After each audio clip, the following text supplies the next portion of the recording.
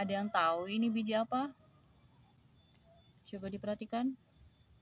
Nah, ini tuh biji daun saga. Tahu nggak sih daun saga itu gimana?